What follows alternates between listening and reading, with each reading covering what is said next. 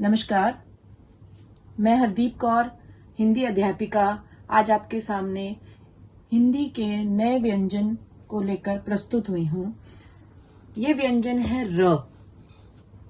हिंदी में र एक ऐसा व्यंजन है जो मूल रूप में और कई अलग रूपों में प्रयोग किया जाता है और इसकी अलग अलग स्थितियां हैं, अलग अलग तरीके से ये प्रयोग किया जाता है।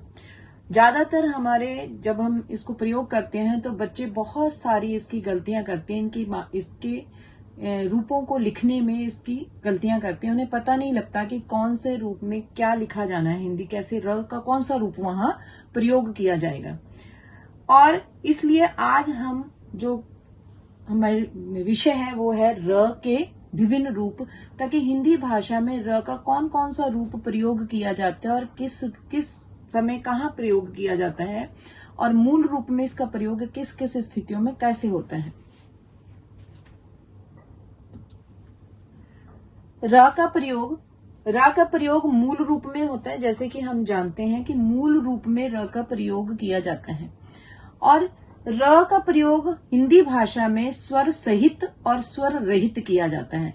मतलब जैसे हम लिखते हैं र और अ, हो गया र, ये हो गया र। मतलब यहां पर र के साथ जब अ जुड़ेगा तब ये इसमें स्वर की आवाज जुड़ती है, स्वर की मात्रा लगती है, स्वर का आवाज आएगी, तो ये बनता है रा। ये यहाँ पर र जो है ये स्वर रहित है। जब हलंत लग जाएगा तो वो स्वर रहित होता है, जब उसके साथ अ जुड़ जाएगा तो वो होगा स्वर सहित। तो ये दोनों रूपों में हिंदी में प्रयोग किया जाता है। जो मूल रूप है र, उस रूप में भी प्रयोग किया जाता है। जैसे मूल रूप हम इसका र मानते हैं तो मूल रूप में प्रयोग किया जाता है और इसकी बहुत सारी स्थितियां हैं। र को मूल रूप में प्रयोग करने की बहुत तरीके से ये प्रयोग किया जाता है। बोलने में तो यह र ही रहता है। जब हम इसका विभिन्न रूप में प्रयोग करते हैं तो जब हम बोलते हैं तो इसकी आवाज र की ही निकलती है, लेकिन इसका प्रयोग अलग अलग तरीके से हिंदी में होता है। अब जो मूल र है उसकी क्या क्या स्थितियां हैं, कौन कौन सी स्थितियों में हम कैसे उसका प्रयोग करते हैं।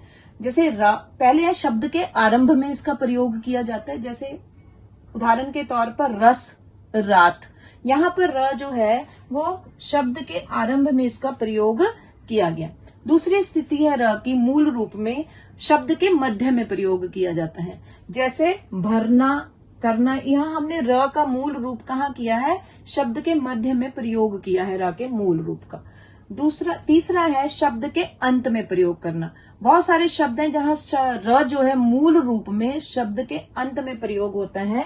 जैसे मोर, भोर, चोर, ये सारे शब्द क्या हैं जहाँ जो र है मूल रूप में अंत में, शब्द के अंत में प्रयोग है। 3 स्थितियां हैं जहां पर हम मूल रूप में शब्द का प्रयोग करते हैं, र का प्रयोग करते हैं। र जो है वो अल्प प्राण शब्द है, व्यंजन है, सघोष व्यंजन है और अंतस्थ व्यंजन है। ये 3 में इनकी र को गिना जाता है कि अल्प व्यंजन भी है और सघोष भी है और अंतस्थ व्यंजन भी इसको माना जाता है। अब र की भिन्न भिन्न स्थितियां हैं। जो पहली स्थिति है जो र का प्रयोग हम करते हैं, उसकी पहली स्थिति है रेफ की स्थिति। जो यहाँ र जो है वो क्या है, स्वर रहित है, स्वर के बिना है र। और यहाँ इस स्थिति को रेफ, पहला है रेफ।